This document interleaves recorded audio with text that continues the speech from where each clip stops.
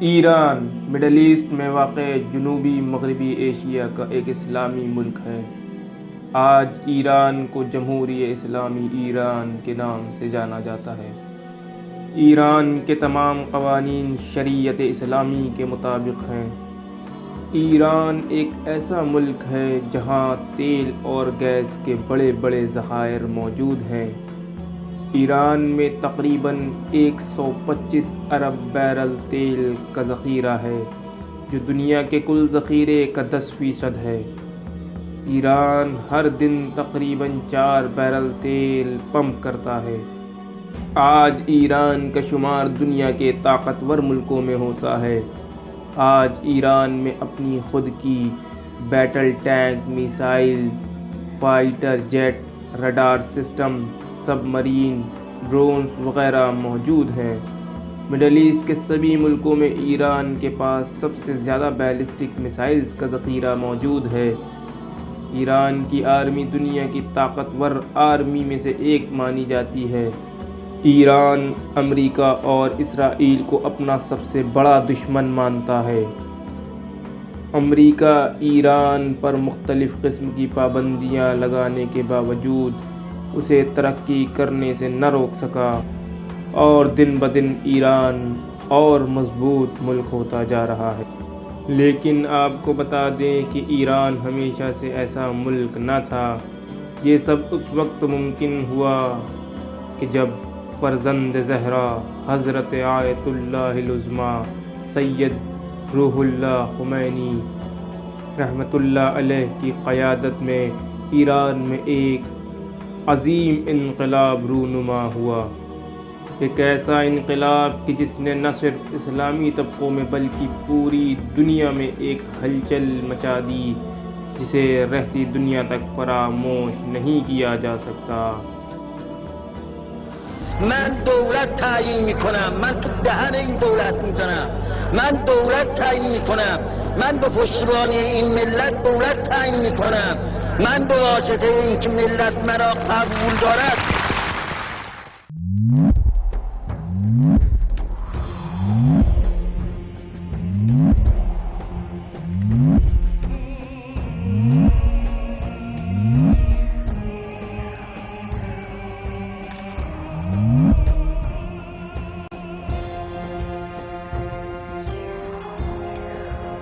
بیسویں صدی کے شروع میں کہ جب ایران میں قاجاریوں کی حکومت تھی، یہ وہ زمانہ تھا کہ جب بظاہر ایران میں قاجاریوں کا کافی نفوذ تھا، جبکہ حقیقت یہ ہے کہ عملاً روس اور برطانیہ کا نفوذ تھا۔ لہذا ایران کا آدھا شمالی حصہ روس کے اختیار میں تھا، اور اسی طرح معاہدے کے مطابق جنوب کے تمام تیل کے ذخیرے برطانیہ کے اختیار میں تھے، اور ملک کے پورے جنوبی خطے پر بغیر کسی رکاوٹ کے برطانیہ حکمرانی کر رہا تھا۔ ابھی 1907 تمام بھی نہ ہوا تھا کہ ان لوگوں نے مل کر قانونی طور پر ایران کو 2 حصوں میں تقسیم کر کے اس کی تمام منفعتوں کو لوٹ لیا اور اس پر سنگین قرض کا بوجھ لاد دیا۔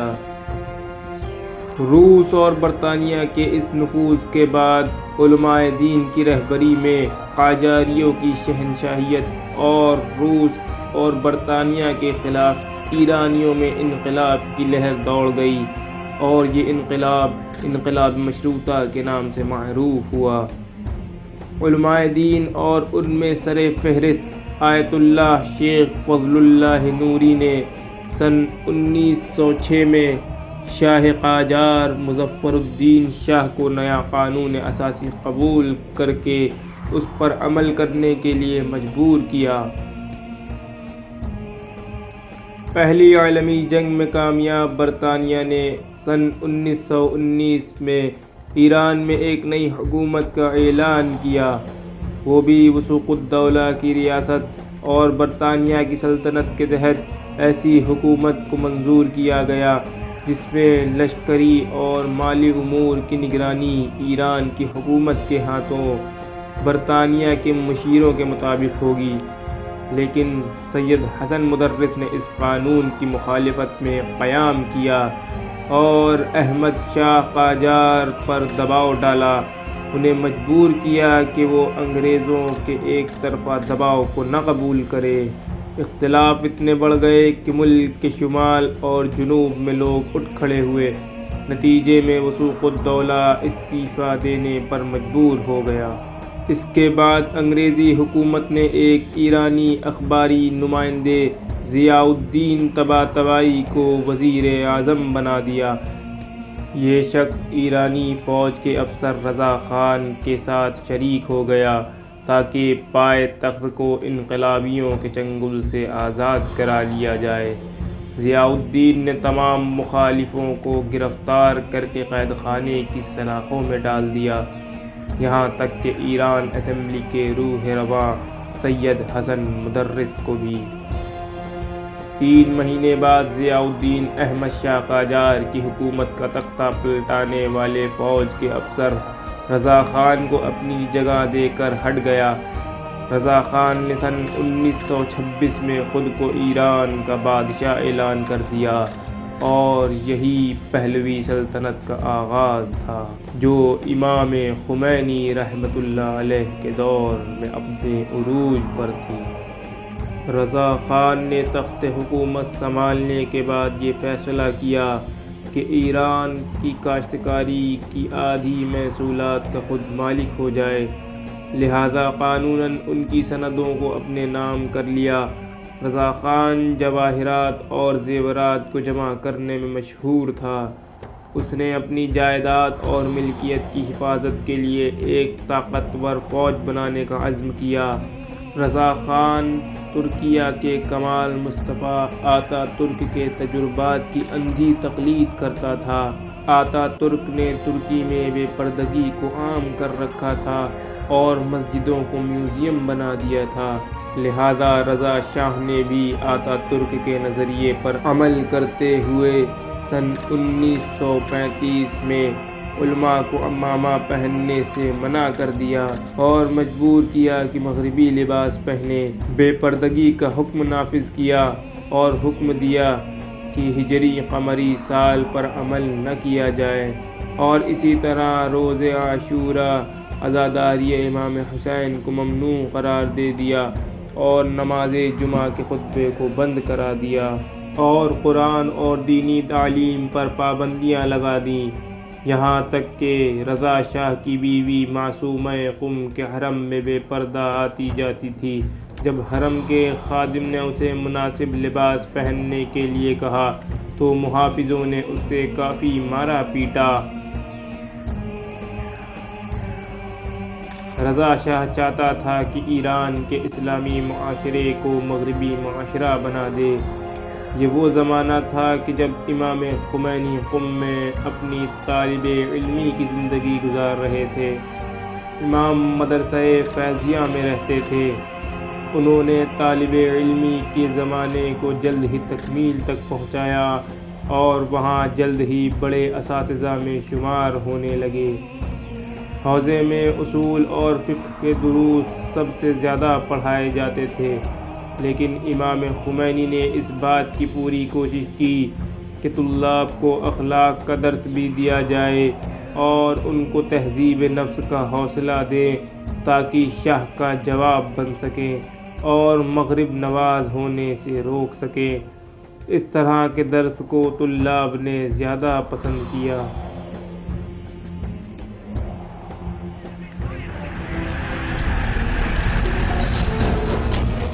دوسری عالمی جنگ شروع ہو گئی۔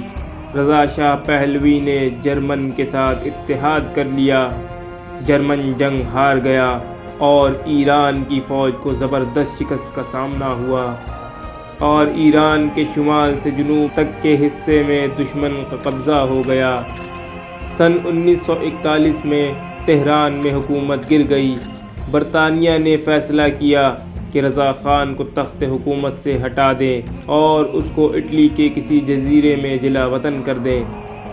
محمد رضا شاہ اپنے باپ کی جگہ تخت حکومت پر بیٹھا۔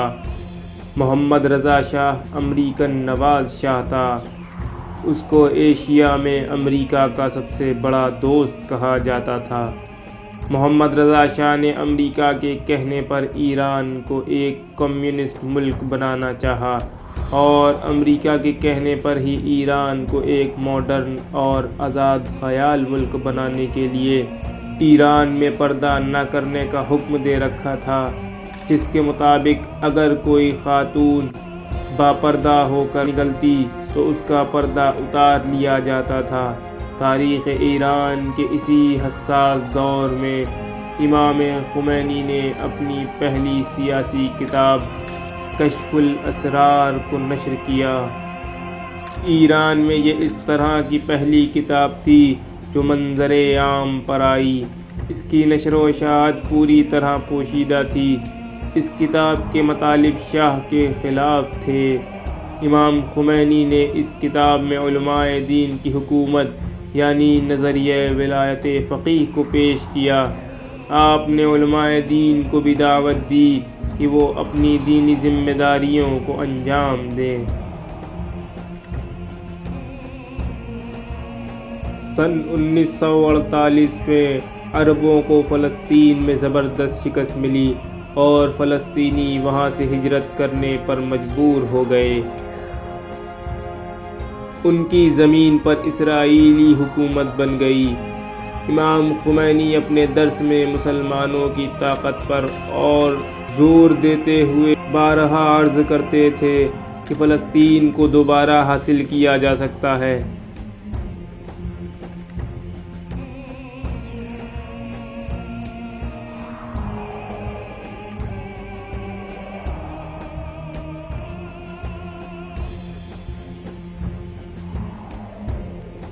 انیس سو 50 کی دہائی میں محمد رضا شاہ ایک ایسا بادشاہ تھا کہ جس کی خود کی کوئی قدرت و طاقت نہیں تھی۔ وہ اس بات کی کوشش میں تھا کہ بنیادی قوانین کے ذریعے اختیارات اور قدرت حاصل کرے، لہذا بنیادی قوانین کی تبدیلی کے لیے الیکشن کا اعلان کر دیا۔ اس بات سے حوزہ علمیہ قم کافی متاثر ہوا اور یہیں سے شاہ اور حوزے میں مخالفت اور اختلاف کا آغاز ہوا۔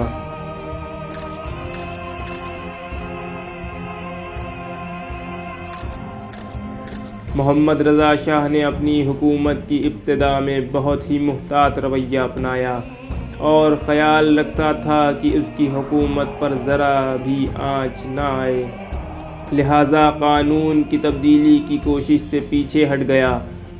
اس وقت اقتصادی اعتبار سے ایران کے لیے کافی تنگی کا دور تھا۔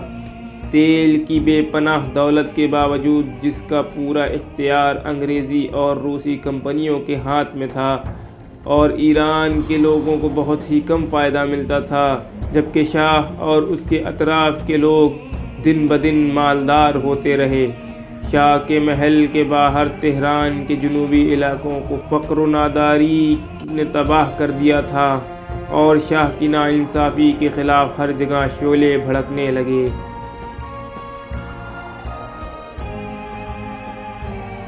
اس وقت کے تلخ دور میں ایرانی سماج میں شاہ اور شہنشاہیت کے خلاف سیاسی اور فوجی تحریک اٹھنے لگی۔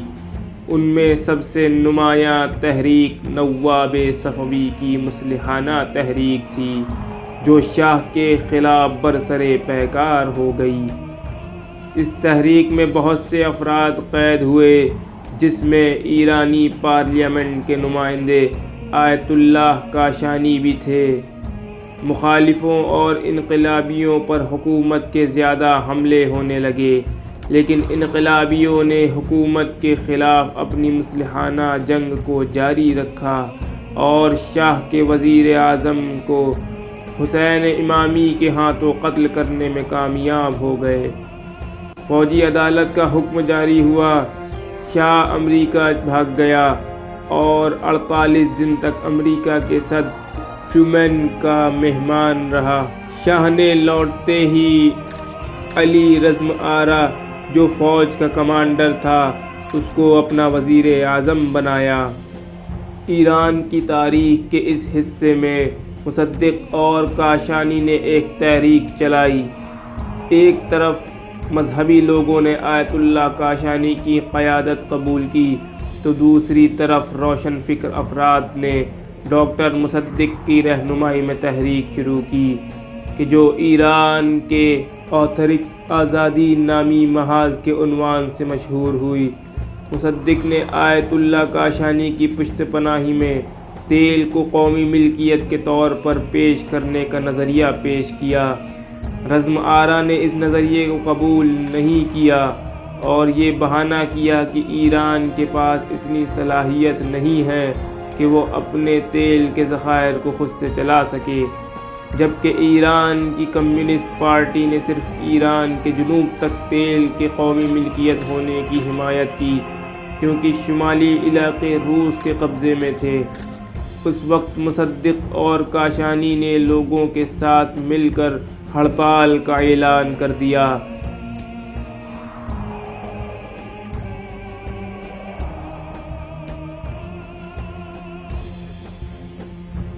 علی رزم آرا کو فدایان اسلام سے وابستہ ایک انقلابی نے موت کے گھاٹ اتار دیا۔ وزیر اعظم کا منصب پھر خالی ہو گیا۔ اس دوران مصدق لوگوں کے اصرار اور کاشانی کی تائید سے وزیر اعظم بن گیا اور اس کے بعد سن 1951 میں تیل کے سلسلے میں قومی ملکیت ہونے کا اعلان ہوا، لیکن یہ زیادہ دن تک نہ چل سکا۔ مصدق نے صرف قدرت حاصل کرنے کے لیے مذہبی قوت کا سہارا لیا اور آیت اللہ کاشانی سے مدد لی اور اقتدار پر پہنچ گیا۔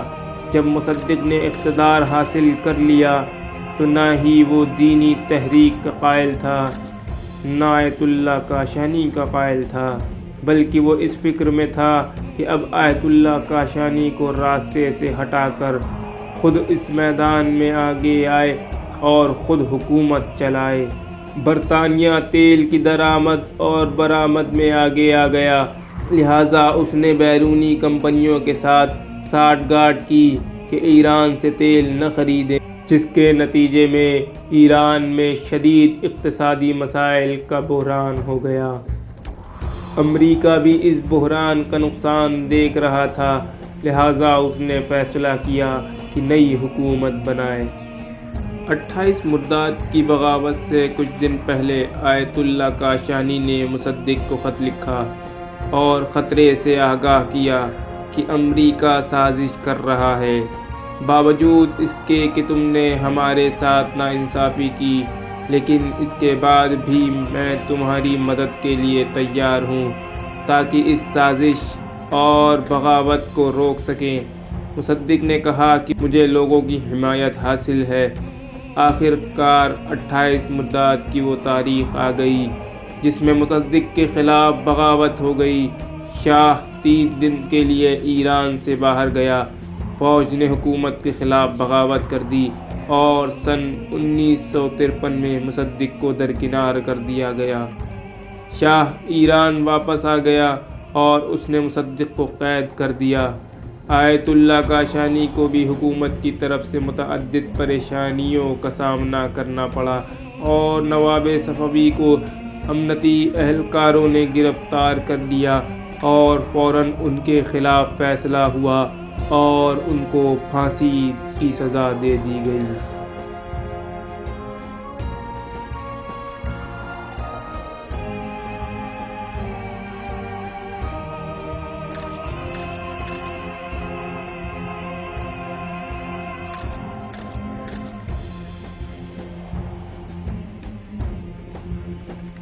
سن 1953 کی بغاوت سے ایرانی تاریخ کا ایک وقت بدلا، اس طرح کہ ایران خلیج میں امریکہ کے تخت و تاج کا اڈا بن گیا۔ امام خمینی تمام حالات سے واقف تھے جن سے نصف صدی تک ایران دوچار رہا تھا، اور امام نے پہلے کے لوگوں کے تجربوں کو جمع کیا۔ نواب صفوی کی پھانسی، آیت اللہ کاشانی کا معزول ہونا، مصدق کا قید ہونا اور اسی طرح اس تحریک کی شکست کا سبب ملت کی پشت پناہی کا نہ ہونا تھا کہ جو ایک انقلاب کے لیے ضروری ہے۔ سن 1953 کے حوادث کے بعد ملک کے سب سے بڑے مدرسہ فیضیہ میں امام خمینی کی قیادت میں شاہ کے خلاف ایک نئے انقلاب نے جنم لیا۔ سن 1960 کے دباؤ میں 1960 کی دہائی میں امام خمینی کی مرجعیت نے اپنی قدرت کا مظاہرہ کرنا شروع کیا۔ وہ لوگوں کے صرف مرجع نہ تھے بلکہ حوزے میں مسائل سیاسی بیان کرنے کی وجہ سے ان کی کافی شہرت ہونے لگی تھی، جبکہ اکثر علماء اور مراجع نے سیاست میں مداخلت نہ کرنے کو ہی مقدم رکھا۔ لیکن امام کے اطراف 1000 سے زیادہ طلاب جمع ہو چکے تھے، خاص کر جیسے بہشتی، مطہری، خامنئی اور رفسنجانی۔ امام خمینی کے شاگرد اور شاہ کے درمیان دینی تناؤ پایا جانے لگا۔ 60 کی دہائی کے دوران علاقے میں جو بھی اتفاق رونما ہوتا تھا اس کی علت محاذ ہی قرار پاتا تھا، جبکہ تمام نعرے سرمایہ داری اور امپریلزم کی مخالفت میں تھے، اور ایسے نعرے کہ جو قوم پرستی اور کمیونسٹ کے حق میں تھے پورے مشرق پر احاطہ کر رکھے تھے۔ لیکن امام خمینی کی قیادت میں ایران کا اسلامی انقلاب اس پرندے کی شبیہ تھا کہ جو کسی سے وابستہ نہ تھا۔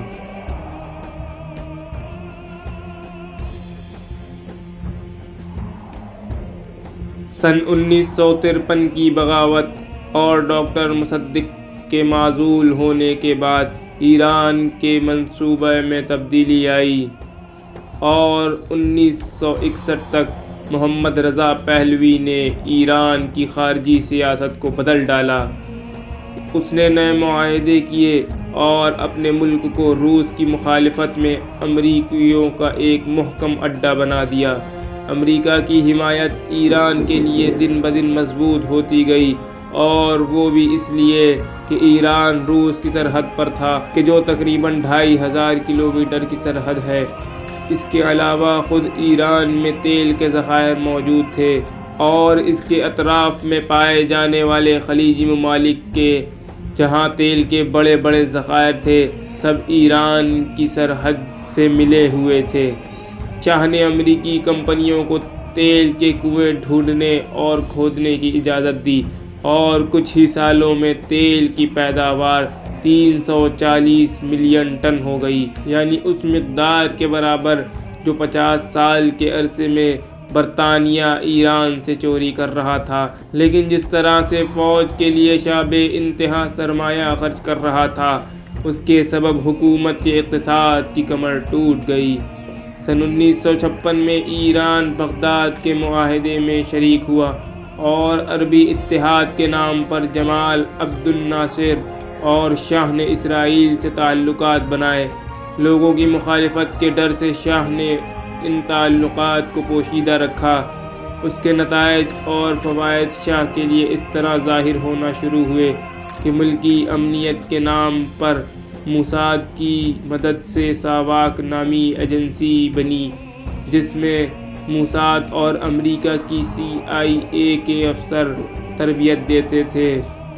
ساواک ایک ایسا نام ہے جو ظلم و ستم اور بدترین شکنجے اور ظالم ترین شکنجے دینے والوں کا ردیف بن گیا۔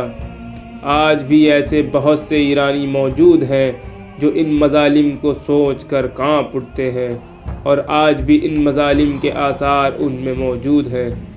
شاہ نے اس پر بھی اکتفا نہ کیا اور 1958 میں تہران میں واشنگٹن کے ساتھ معاہدہ کیا کہ جو بھی ایران کے ساتھ جنگ کرے گا امریکہ اس میں مداخلت کرے گا اور جنگ میں شامل ہو جائے گا۔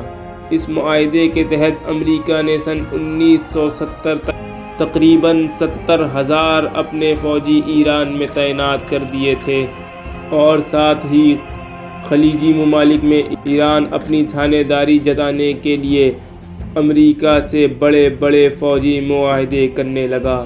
سن 1961 میں آغا بروجردی کی وفات ہو گئی۔ ان کی وفات کے بعد جو حوادث رونما ہوئے وہ ایران اور حوزے کی تاریخ میں نیا موڑ ثابت ہوئے۔ رضا شاہ سوچ رہا تھا کہ آغا بروجردی کی وفات کے بعد حوزے کی قدرت ختم ہو جائے گی اور خود اس کی طاقت بڑھ جائے گی، اور وہ اس طرح حوضے کو بھی برباد کر دے گا جس طرح مصدق کاشانی اور نواب صفوی کو راستے سے ہٹایا تھا۔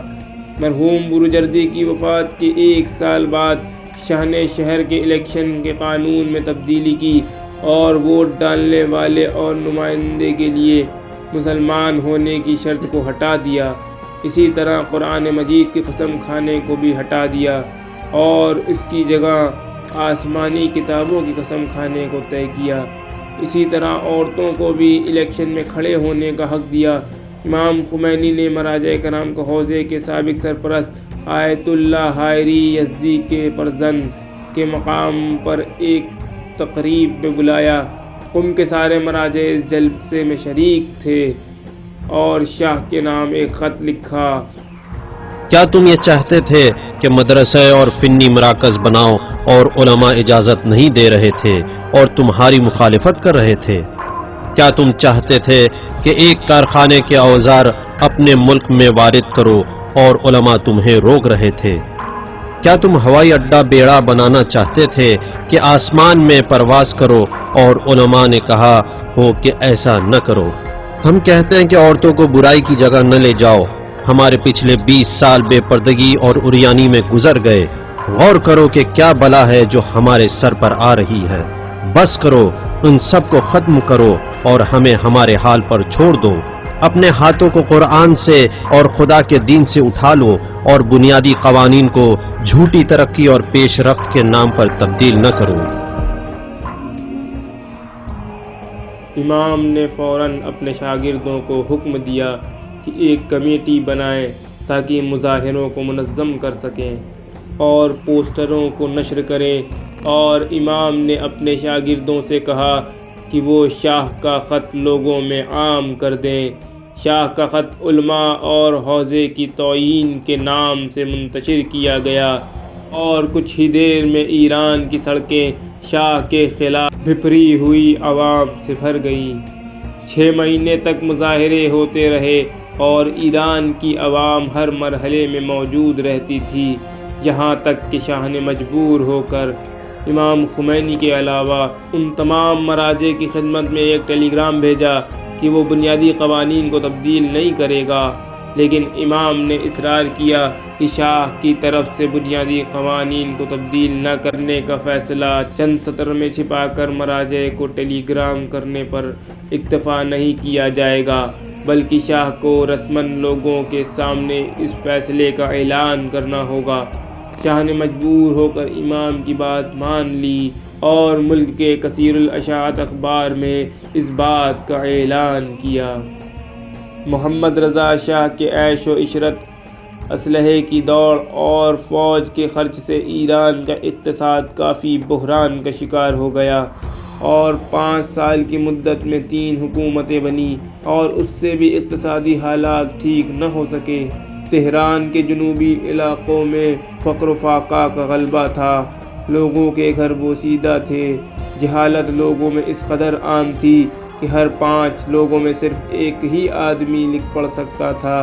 امریکہ کی فکر بڑھ گئی، اس کو ڈر تھا کہ کہیں فقر و تنگ دستی کے سبب لوگ بغاوت کر دیں اور سامراجی حکومت گر جائے، خصوصاً اس وقت کہ جب تحریکیں اور انقلاب ہر جگہ ہونے لگے۔ محمد رضا شاہ امریکہ گیا۔ اس وقت جان کینیڈی امریکہ کا صدر تھا۔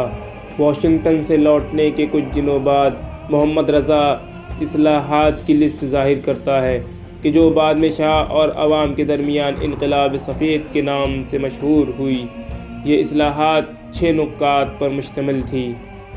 پہلی، کاشتکاری میں اصلاح۔ دوسری، جہالت کو دور کرنے کے لیے ایک تعلیمی نظام۔ تیسری، الیکشن کے قوانین میں مساوات۔ چوتھی، حکومتی کوٹے سے لوگوں کو معین مقدار میں ضروریات کی فراہمی۔ پانچویں، ایرانی مزدوروں کو کارخانوں کے منافع سے معاوضہ ملنا۔ اور چھٹی، جنگلوں کو قومی بنانا۔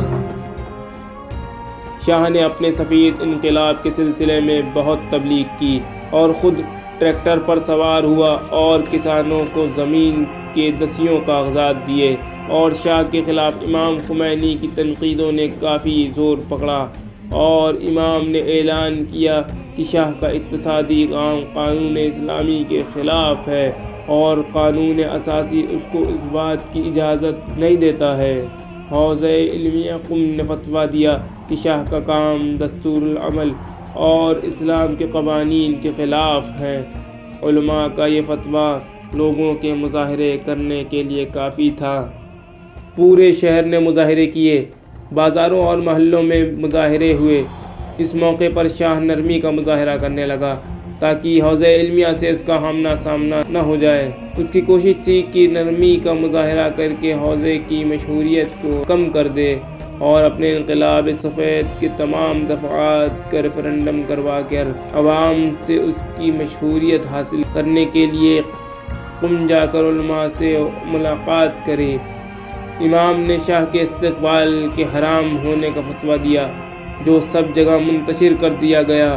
قم کے تمام بازار اور تجارتی مراکز بند کر دیے گئے اور ریفرنڈم سے بھی ظاہر ہو گیا کہ 56 لاکھ لوگوں نے اس کو قبول نہیں کیا۔ امام نے شاہ کے روبرو ہونے سے روکنے کے لیے حکم دیا کہ پورے ملک میں ساری دینی خدمتیں بند کر دی جائیں، خاص طور سے عید نوروز کے دن۔ شاہ نے اس بار شدت دکھائی اور حکم دیا کہ فوج مدرسہ فیضیہ کے اندر داخل ہو جائے۔ 3 مارچ سن 1961 کو فوجی گاڑیاں مدرسہ فیضیہ کے اطراف میں آ کر جمع ہو جاتی ہیں اور پوری طرح ہتھیاروں سے لیس فوج مدرسہ فیضیہ کا محاصرہ کر لیتی ہے۔ فیضیہ کے اندر لوگوں کا اجتماع تھا اور حضرت آیت اللہ گلپائگانی بھی موجود تھے۔ فوجی مدرسے کے اندر گھس کر نعرے بازی کرنے لگے اور کئی طلاب کو شہید کر دیا۔ سن 1965 کے آغاز میں خبر شائع ہوئی کہ شاہ نے اسرائیل کے سفارت خانے کی تعمیر کی تہران میں اجازت دے دی ہے۔ جب امام کو اس بات کا پتہ چلا تو امام نے کھل کر شاہ کی مخالفت میں ایک تحریک کا آغاز کر دیا۔ امام نے اپنے گھر میں ایک تقریب کا مشورہ کہ جس میں حوزہ علمیہ کے تمام علماء اور مراجع سب شریک ہوئے اور میٹنگ میں یہ طے ہوا کہ عاشور کے دن شاہ کو سخت جواب دیا جائے گا۔ امام نے عاشورہ کے دن ایک تقریر کی۔ شاہ نے اس تقریر کے جواب میں فوج کا ایک دستہ بھیجا جو سادہ لباس میں تھے۔ انہوں نے امام کے گھر پر حملہ کر دیا اور امام کو گھر سے باہر لے آئے۔ امام کی گرفتاری کی خبر عام ہو گئی۔ صبح سویرے سڑکیں مظاہرے اور احتجاج سے بھر گئیں۔ امام کو عشرت آباد کی جیل میں لایا گیا۔ لوگ تہران کے بازار سے باہر نکال کر بڑے پیمانوں پر مظاہرے کرنے لگے۔ جب سڑکیں لوگوں سے بھر گئیں تو گولیاں چلنے لگیں۔ شاہ نے سپاہیوں کو حکم دیا کہ جو بھی مظاہرین کے سر و سینے پر گولی نہیں چلائے گا وہ مارا جائے گا۔ اس طرح کئی بے گناہ لوگ شہید ہو گئے اور سڑکیں لاشوں سے بھر گئیں۔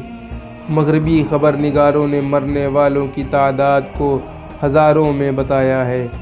شاہ کے نوکروں نے ہیلی کاپٹر سے لاشوں اور زخمیوں کو اٹھا لیا اور قم کے نزدیک نمکزار میں ڈال دیا۔ یہ لاشیں کئی دن وہیں پڑی رہیں جہاں نمکدار پانی ہونے کی وجہ سے ان کے بدن گل کر ختم ہو جائیں گے۔ یہ نمکزار اب بھی قبرستان ہے جہاں کوک جلی مائیں اب بھی آ کر اپنے فرزندوں کو یاد کرتی ہیں۔ جب امام خمینی کو قید کیا گیا تو ان کا ارادہ تھا کہ امام کو پھانسی دے دی جائے، لہذا علماء مختلف شہروں سے تہران میں جمع ہوئے اور سب نے امام کا بعنوان مرجع تقلید تعارف کروایا اور کہا کہ ایران کے موجود قانون کے مطابق ہر مرجع تقلید کو پھانسی نہیں دی جا سکتی ہے۔ 9 مہینے بعد شاہ نے مجبوراً امام کو آزاد کر دیا۔ امام خمینی کی آزادی کے 7 مہینے بعد شاہ نے امریکیوں کو کیپٹلزم کے قانون پر دستخط کر دیے، اور وہ قانون یہ تھا کہ ایران کی عدالت کسی بھی امریکی کو سزا دینے کا حق نہیں رکھتی، چاہے وہ امریکی مجرم ہی کیوں نہ ہو۔ امام نے اس قانون کے سلسلے میں تقریر کے لیے حضرت زہرا سلام اللہ علیہا کے یوم ولادت کا انتخاب کیا اور اس قانون کے خلاف تقریر کی۔ اس بار امام کو جیل نہیں لے گئے بلکہ امام کو جلا وطن کر دیا۔ امام کا سفر ان کی ترکی جلا وطنی کے ساتھ شروع ہو گیا، ایسا سفر جو 14 سال تک حوادث سے بھرا رہا۔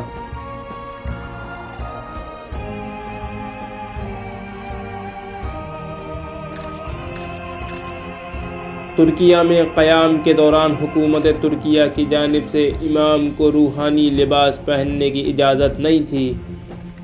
ترکی پہنچنے کے بعد امام نے سب سے پہلے وہاں کی زبان سیکھنا شروع کی۔ اس بات کو لے کر ترکی کی انٹیلیجنس کافی پریشان ہو گئی، کیونکہ انہیں خوف تھا کہ زبان سیکھ لینے کے بعد امام عوام کے ساتھ بات چیت کر سکیں گے۔ اس لیے انہوں نے امام کو ایک چھوٹے سے شہر برسا منتقل کر دیا اور وہاں لے جانے کے بعد ان پر کڑی نگرانی رکھی۔ ترکیہ میں امام خمینی کے 75 دن گزر جانے کے بعد ساواکیوں نے امام کے گھر کا محاصرہ کر لیا اور ان کے بڑے بیٹے سید مصطفیٰ کو گرفتار کر لیا، اور 3 جنوری سن 1965 کے دن ان کو بھی ترکیہ جلا وطن کر دیا گیا۔ امام خمینی ایک دفعہ ترکی کی ایک مسجد میں جمعے کے دن منبر پر گئے اور ترکی زبان میں سیاسی خطبہ دیا، جس سے ترکیہ کے سیاستدان گھبرا گئے۔ ترکیہ کے لوگوں کی امام سے محبت اور عقیدت دن بدن بڑھتی گئی۔ یہی وجہ ہے کہ حکومت ترکیہ نے گھبرا کر امام سے درخواست کی کہ جتنی جلدی ہو سکے ترکیہ کی زمین کو چھوڑ دیں۔ 5 اکتوبر سن 1965 کو امام ترکی سے بغداد آ گئے۔ جس زمانے میں امام خمینی عراق پہنچے اس وقت عراق کا صدر عبدالسلام عارف تھا۔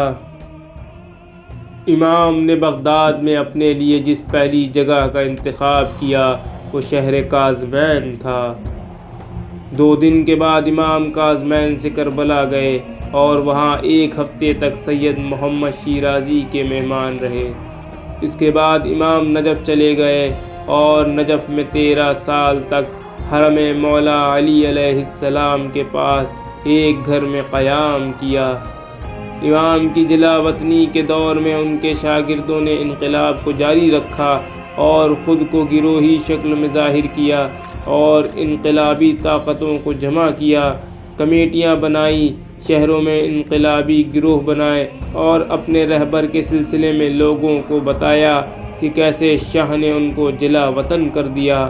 اس کام میں شہید مطہری، شہید بہشتی، آیت اللہ خامنائی اور ہاشمی رفسنجانی اور بہت سے افراد آگے تھے۔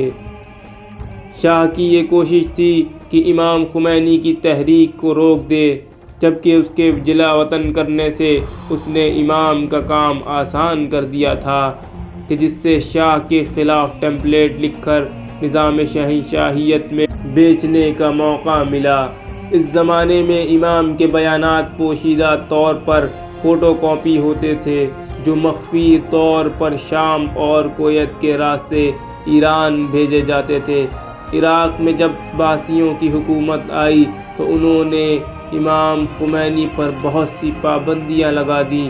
امام خمینی کی کارکردگیوں پر کڑی نظر رکھی جانے لگی اور امام کو شدید محاصرے میں کر لیا جو باعث اذیت تھا۔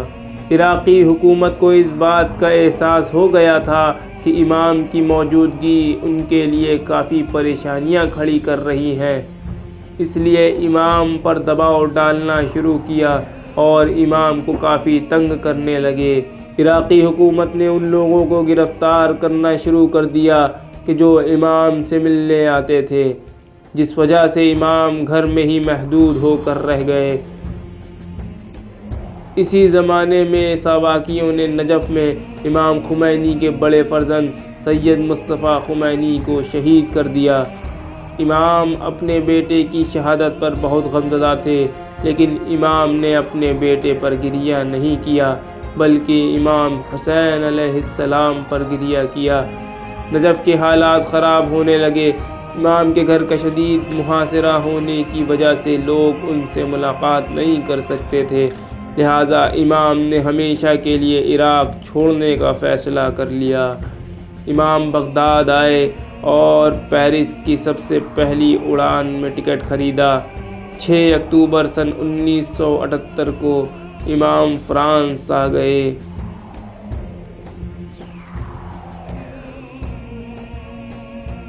فرانس آ کر امام خمینی نے پیرس سے 25 کلومیٹر کے فاصلے پر ایک چھوٹے سے شہر میں قیام کیا۔ فرانس کی حکومت نے ان کو سیاسی کاموں سے منع کر دیا اور ان سے چاہا کہ ایران کے شاہ کے خلاف کوئی کام نہ کریں، لیکن امام نے اسے قبول کرنے سے انکار کر دیا اور کہا کہ میں نہ تو فرانس میں کسی طرح کا کوئی انٹرویو دوں گا اور نہ ہی تقریر کروں گا، لیکن ایرانی عوام کو پیام ضرور بھیجوں گا اور ایران کے لوگوں کی انقلابی قیادت کروں گا۔ عراق میں لوگ جس طرح امام کے پیغامات نجف سے ایران پہنچاتے تھے، یہاں فرانس میں پوری طرح سے طریقہ بدل دیا۔ فرانس کے ہوائی اڈے سے اور دوسرے مقامات سے امام کے کیسٹس آسانی سے ایران بھیجے جا رہے تھے۔ یہ کیسٹس لوگوں کے انقلابی جذبے میں جوش پیدا کرتے جا رہے تھے اور اس میں شاہ کی مخالفت اور اس کے اصل چہرے کو دکھایا جا رہا تھا۔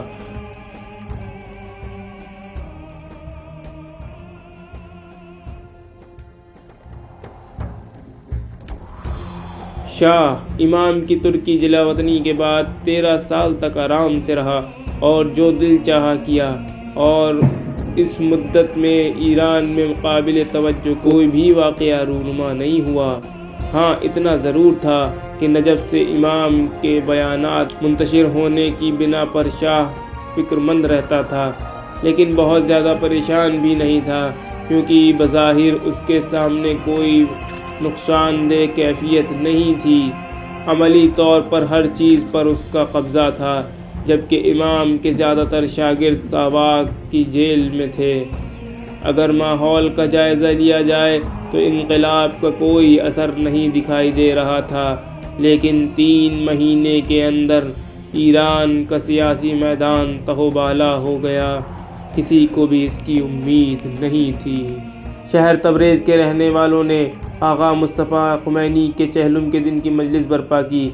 شاہ اس مجلس کو روک نہیں سکا۔ دوبارہ امام خمینی کا نام مائک پر بلند ہوا اور مظاہرے کرنے والوں نے بلند کیا۔ یہ مظاہرہ 13 سال کے بعد جو ظاہراً فراموشی کی نظر ہو گیا تھا، دوبارہ شروع ہو گیا۔ شاہ نے حکومت فوج کے حوالے کر دی۔ فوج سڑکوں پر اتر آئی، جس سے لوگوں کا غصہ اور بڑھ گیا۔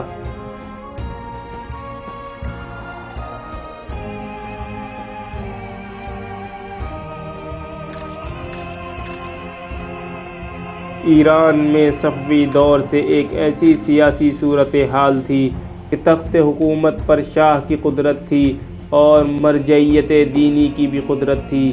صفوی اور قاجار کے دور تک یہ توازن برقرار رہا۔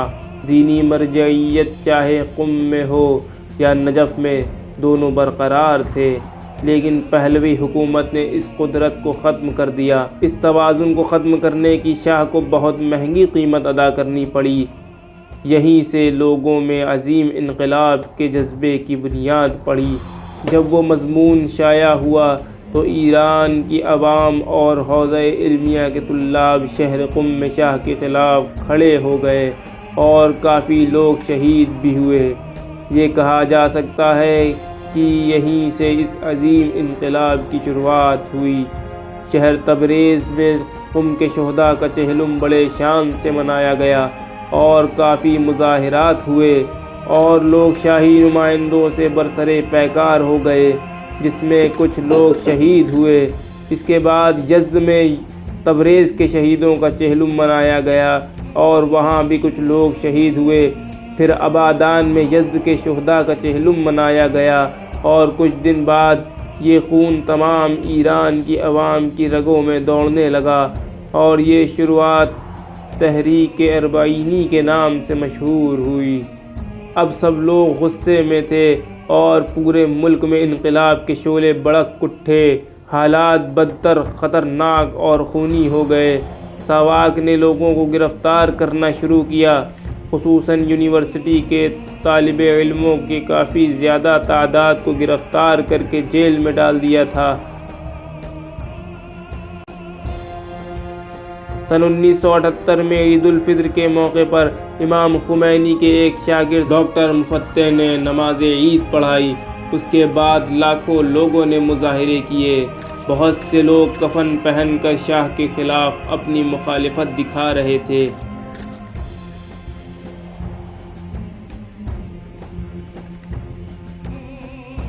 فوج کو گولی چلانے کا حکم دے دیا گیا۔ جو بھی مظاہرے کرے اسے گولی مار دو۔ 2 ستمبر بروز جمعہ 1978 کے دن تہران کے جلاد صفت افسر اویسی نے میدان زالہ پر موجود مظاہرین پر گولی چلانے کا حکم دیا، جس میں 4000 لوگ مارے گئے۔ ایرانیوں نے اسے جمعہ سیاہ یعنی بلیک فرائیڈے کے نام سے منسوب کیا اور میدان زالہ کا نام میدان شہداء ہو گیا۔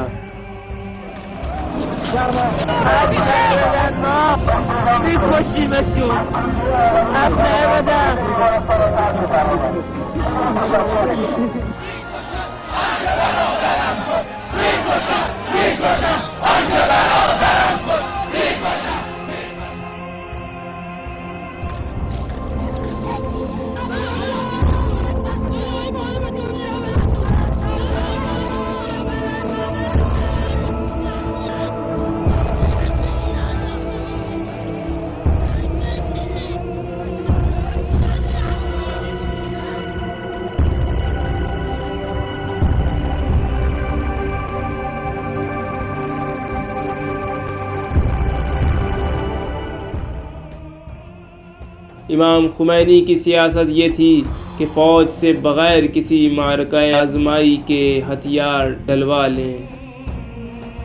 فوج سے مقابلہ نہ کرنا، اس کے سامنے نہ کھڑے ہونا، بلکہ ان کے دلوں کو اپنی طرف کرو۔ اگرچہ فوج تم پر گولی چلائے، تم ان کے ساتھ مہربانی سے پیش آؤ۔ تمہارا خون اور ان لوگوں سے تمہارا اظہار محبت اور جس طرح سے تم لوگ قربانی پیش کر رہے ہو، اس کے باعث تمہارے سامنے وہ لوگ سر تسلیم ہم کر دیں گے۔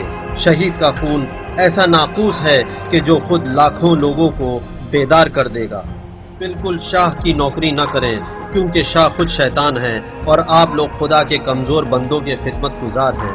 لہٰذا آپ لوگوں کے لیے زیبا نہیں دیتا ہے کہ اپنے ہی مسلمان بھائیوں پر گولیاں برسائیں، چونکہ جو بھی گولی مسلمان کے دل پر لگے گی در حقیقت وہ قرآن پر لگے گی۔ آپ لوگوں کو چاہیے کہ اپنے دیہات، اپنی زمین، اپنے گھر لوٹ جائیں۔ آپ لوگوں کو چاہیے کہ مسجد کی طرف، خدا کی طرف لوٹ جائیں۔ فوج کے نام امام کا پیغام دینے کے بعد اکثر فوجی عوام سے مل گئے۔ اس کے بعد امام نے بازاریوں سے خطاب کیا کہ جو اقتصاد کی ریڑھ کی ہڈی تھے۔ بازاریوں نے بھی امام کے حکم پہ عمل کیا اور ہڑتال کر دی۔ سب کچھ بند کر دیا گیا، جس وجہ سے شاہ کی سامراجیت کو اقتصادی طور پر کافی جھٹکا لگا۔ اس کے بعد تیل صاف کرنے والے کارخانوں سے امام نے خطاب کیا کہ وہ صرف داخلی استعمال کے لیے ہی تیل نکالیں اور باہر بھیجنا بند کر دیں۔ اسی زمانے میں امام نے فتویٰ دیا کہ کوئی بھی اجنبی امریکی ہو یا اسرائیلی اگر تیل کے کارخانوں میں کام کرنے کے لیے ملک میں قدم رکھے تو اس کا خون حلال ہے اور اس کو قتل کر دیا جائے۔ اور ساتھ ہی امام نے فرمایا کہ رقوم شریعہ کے پیسوں سے ہڑتال کرنے والوں کو تنخواہیں دی جائیں۔ امام کے شاگردوں نے فوراً ہی تیل کے کارخانوں اور مزدوروں اور انجینئروں میں تنخواہیں بانٹنا شروع کر دی، اور دوسری طرف طالب علموں نے مغربی لوگوں کے مرکزوں، ہوٹلوں اور بینکوں پر حملہ کرنا شروع کر دیا۔ تہران جل رہا تھا اور شاہ کی کوئی بات نہیں چل پا رہی تھی۔ امام نے عاشور کے دن ساری عوام کو مظاہرے میں آنے کے لیے کہا کہ سب سڑکوں پر اتر آئیں اور شہنشاہی نظام کو اکھاڑ پھینکیں۔ یہ آخری تیر تھا کہ جو محمد رضا پہلوی کی حکومت پر مارا گیا تھا۔ فوجی حکومت کے حاکم نے اعلان کیا کہ آج صبح سے کل غروب تک کے لیے کرفیو نافذ کیا گیا ہے اور کسی کو بھی عزاداری کی اجازت نہیں ہے، مسجد میں بھی نہیں۔ امام نے حکم دیا کہ لوگ گھروں کی چھت پر جائیں اور اللہ اکبر کی آوازیں بلند کریں۔ اس رات کے بارے میں عالمی خبر نگار بتاتے ہیں کہ ایران کے انقلابیوں کی صدائے اللہ اکبر سے شاہ اور اس کی خدمت گزار لرز رہے تھے۔ فوجی حکومت نے مجبور ہو کر کرفیو ختم کر دیا۔ جیسے ہی یہ خبر لوگوں تک پہنچی، عوام سڑکوں پر نکل آئی۔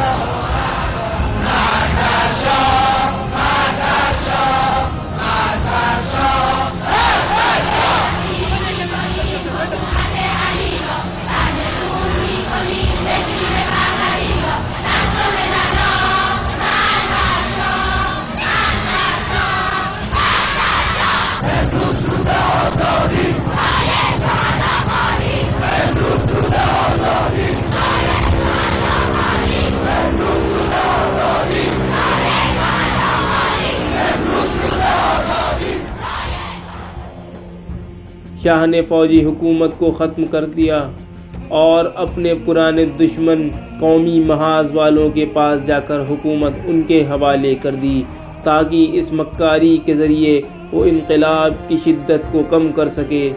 امریکی صدر جمی کارٹر نے اس حکومت کے لیے نئے رئیس کا انتخاب کیا۔ اس نئی حکومت کا پہلا فیصلہ شاہ کا ملک سے باہر سفر کا اعلان کرنا تھا، جو ایرانی قوم چاہ رہی تھی۔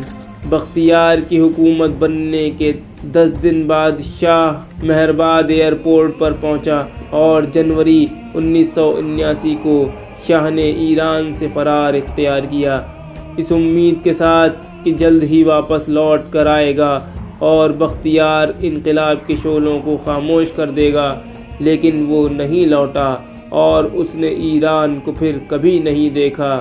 اس کے بھاگنے سے ایران کی 2500 سال کی طولانی شہنشاہیت کا خاتمہ ہو گیا۔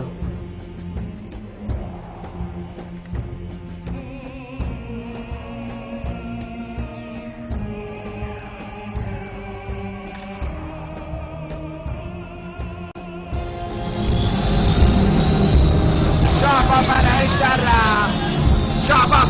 در رفت، پولای بدون شاه با فرعیش در رفت.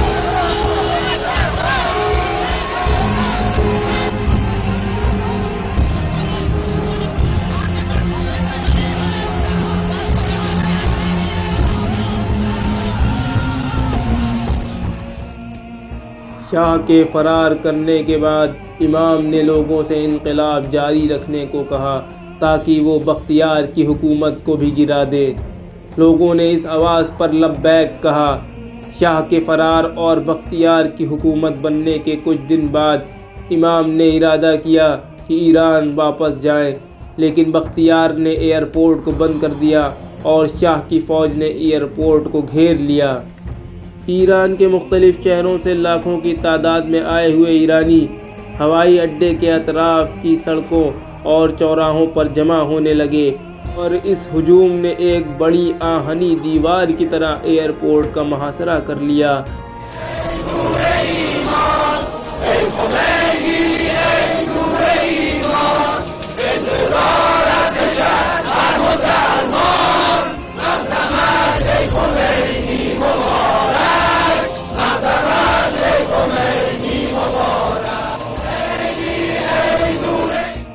امام خمینی نے دوبارہ کوشش کی اور ایئرپورٹ جا کر ایک ہوائی جہاز کرائے پر لیا۔ فرانس نے پرواز کی اجازت دے دی۔ ہوائی جہاز نے فرانس کے ایئرپورٹ سے اڑان بھری اور 1 فروری سن 1979 کو تہران کے ایئرپورٹ پر اترا۔ جہاز کے اترتے ہی لاکھوں لوگوں کے جو ایئرپورٹ کے باہر اپنے رہبر کے منتظر تھے، ان میں خوشی کی لہر دوڑ گئی۔ جہاز نے ایئرپورٹ پر اترتے ہی امام کی 14 سالہ جلا وطنی کو ہمیشہ کے لیے ختم کر دیا اور امام وطن لوٹ آئے۔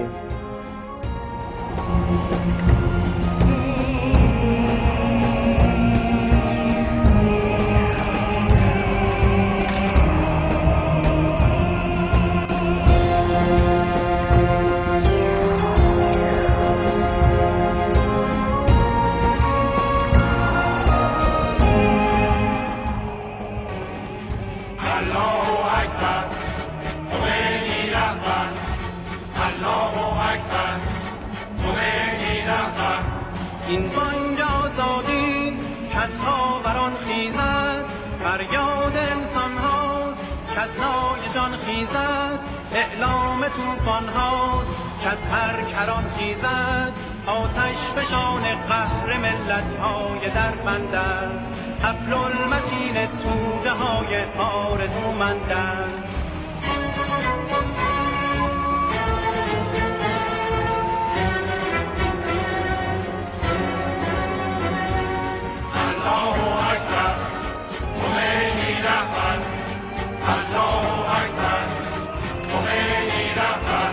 دشمن بداند ما موج خروشانیم، زائیده بحریم فرزند طوفانیم، در سنگر اسلام خودسشت از جانیم، بازو به بازو صف به صف ما آهنین چنگیم، سنگر به سنگر جان به کف آماده جنگیم. دنیا بھر کے اخباری نمائندوں نے اس دن لوگوں کے ہجوم کو 70 لاکھ افراد بتایا ہے جو ایئرپورٹ سے بہشت زہرا تک بھرے ہوئے تھے۔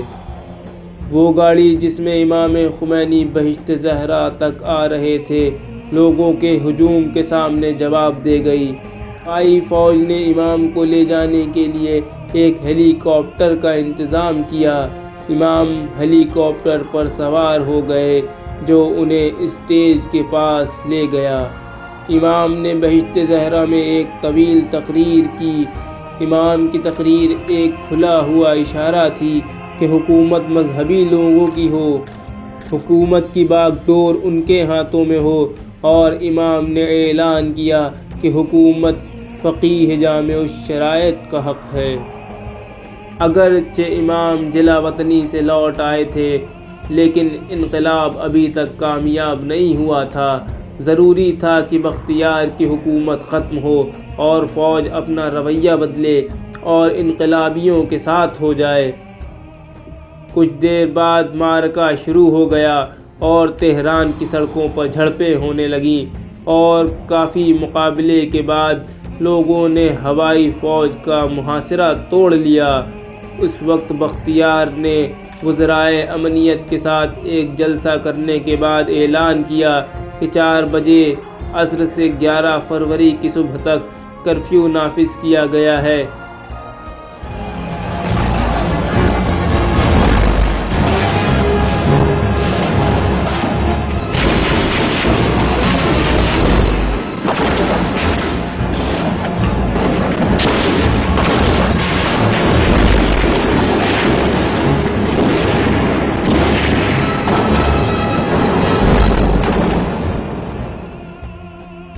ایرانی اس دن سوئے نہیں، فوج کا ڈٹ کر مقابلہ کیا۔ اسی دوران تمام پولیس کے ٹھکانے اور فوج کے مورچے سب ایک کے بعد ایک برباد ہوتے گئے، اور اس کے بعد ریڈیو اور ٹی وی اسٹیشن گئے اور اس کو فوج اور ساواکیوں سے آزاد کرایا۔ اور پہلا اعلان جو پڑھا گیا وہ یہ کہ انقلاب کامیاب ہو گیا، اور اس طرح ایران میں انقلاب آ گیا۔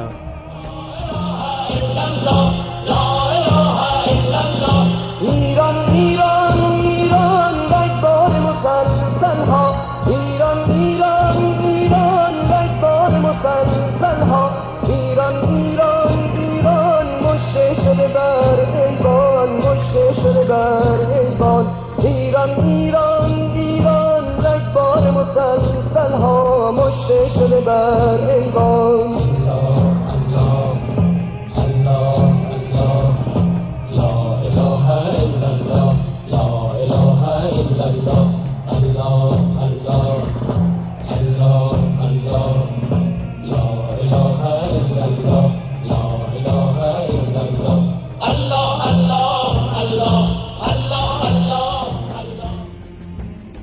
ایسا انقلاب کہ جو آج بھی قائم اور دائم ہے اور جسے رہتی دنیا تک یاد کیا جاتا رہے گا۔